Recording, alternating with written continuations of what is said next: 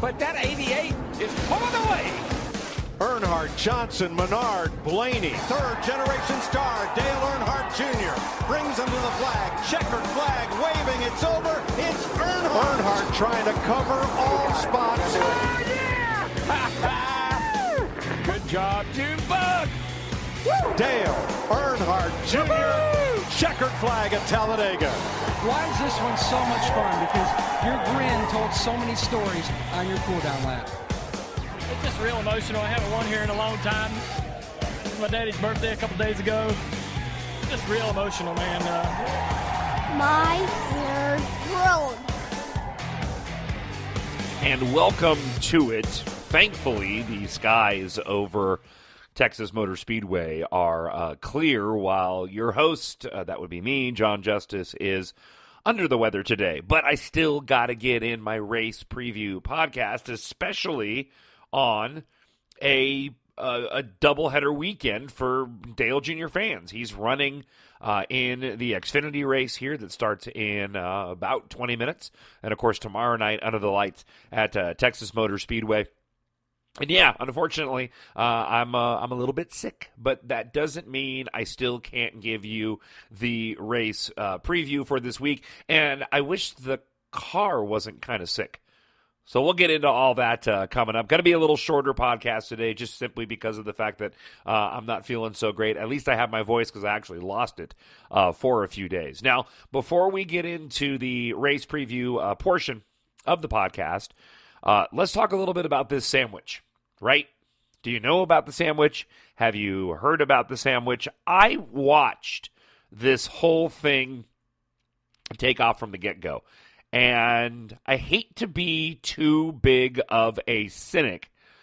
However, I'm not 100% sure all of this is legit, which is totally fine because it ends up being for a good cause, and I'm cool with that. It's difficult to do promotions nowadays. I don't care if you're a NASCAR driver. I don't care if you are a TV station, a radio station. You're trying to promote a movie. It's just not easy to do that. And to be able to create a viral marketing campaign and have it seem like it's organic is a very difficult thing to do.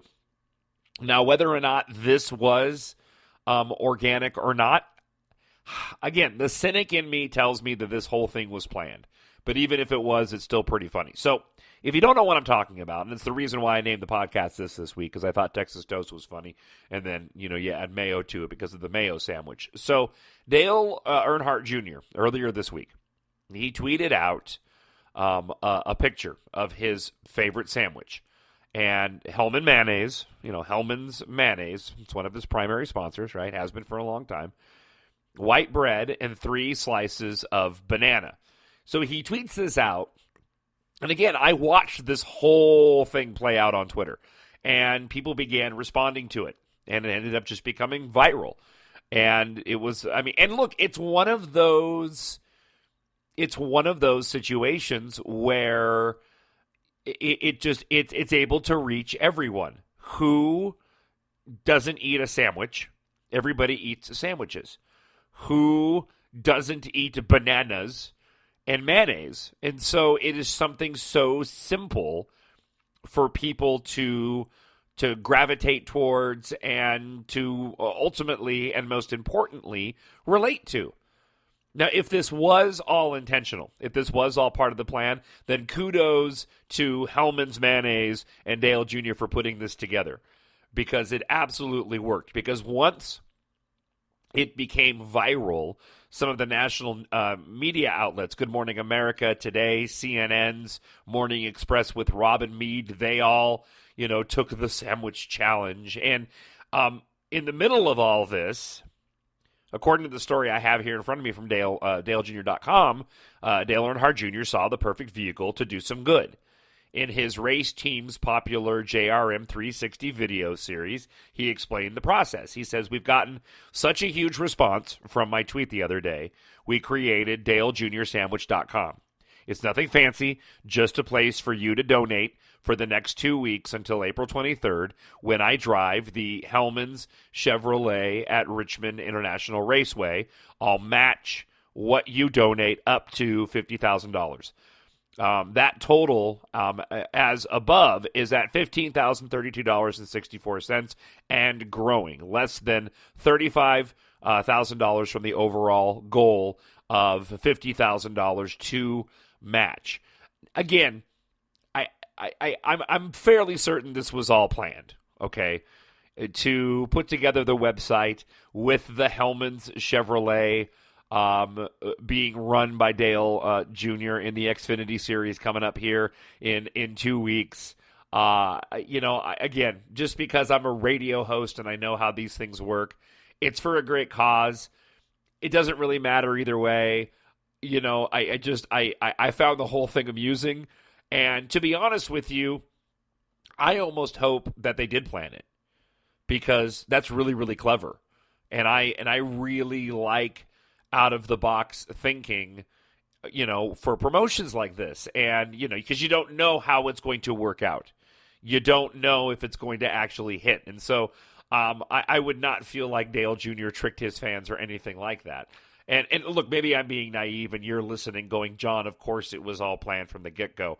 I'm trying to cut him a little bit of slack. Dale Jr. likes to go on Twitter, likes to share a lot of different oddball things on Twitter, so it wouldn't have surprised me if he had just randomly tweeted out that photo, and of course it would have Hellman's Mayonnaise in it because it's a sponsor, and he was just helping his sponsor out. There is also potentially, okay, the other part to it of this is that it was half intentional, meaning that the tweeting of the Hellman's Mayonnaise banana sandwich was initially just what he was going to do. No different than getting out of the car and, taking your swig of Coca-Cola if you're sponsored by Coke, right? It might have been part of their deal that he will incorporate them in social media, and it ended up gaining so much attention that they ran with it. So it's probably a good thing that people are talking about Dale Jr. and his mayonnaise and banana sandwich, because in terms of the card this weekend, there's not a whole lot to talk about. So we'll get to that in just a minute. I do want to recap Martinsville just briefly. I was obviously off in my assessment of a victory for Dale Jr. I think the car was good enough. It was certainly a top 5 car, but the fact that the qualifying was so poor at 21st, which I was worried about, and I think we all were. That's the problem when you qualify bad. And getting spun within those opening laps and spending half the race getting back on the lead lap, it just ended up becoming a situation where, they ran out of time. And at the end, with that final restart, I didn't necessarily agree with the call to come in and get tires. I know the benefit of doing that. And Dale Jr. said that even if they hadn't gotten tires and started on the inside, the place where he would have started, I think it was Matt Kenseth, ended up finishing, down like 5 or 6 spots and was outside the top 10 too. So it, 6-1, half a dozen the other, right? Is that how the phrase goes? But, be that as it may, it's tough when Dale Jr.'s got that good of a car. And once again, he's got to spend the race climbing out of a hole. That's what happened at, California Speedway after, Kurt Busch went up and threw that block on him and messed the car up, and they had to spend, half the race working on that. If we're going to get a win, we've got to qualify better and not be stuck in the back. Unfortunately, for Saturday night, where we're starting 16th, 17th, so we're starting on the 8th row, so that's not too bad, but the car's not great, okay? So, again, I just wanted to talk about Martinsville just briefly. It was a fun race to watch. I mean, I think if you were to go and add up numbers of cars passed, I think Dale Jr. probably won that race. He passed so many cars. So from a fan standpoint, watching at home and keeping an eye of Dale Jr. on race view, it was certainly entertaining to watch him pass all those cars. And, as I said last week, it becomes a different kind of race. The race isn't about getting up to the front and winning. There's a couple of different races. It's, okay, is the car okay? Is the car okay? Okay, the car's okay. All right, here's the race to get on the lead lap. And so that's exciting from an entertainment standpoint to watch. But when he's got a good car, we want to see him get a win, especially at a place like Martinsville where he does so well. It was a frustrating race at the end of the day. So before we get to Texas, let me go ahead and talk just about a couple of items available on the website. Not a ton of new merchandise available. And again, my apologies for the way my voice sounds. I can tell I'm nasally. A couple new race T-shirts with the new paint scheme on it. I'm looking at NASCAR.com. DaleJr.com didn't have much of anything. There's a new checkered flag royal name number bandana if you want to get a bandana. This item I thought was funny, and then we'll move on to Texas. But there is a Dale Earnhardt Jr. Fanatics authentic 88 Hendrick Motorsports logo acrylic cap case. It's an acrylic case to put your hat. I assume that it's a case to put your hat if you've had it autographed. That's what I assume. Like, I have a Dale Earnhardt Jr. autographed hat.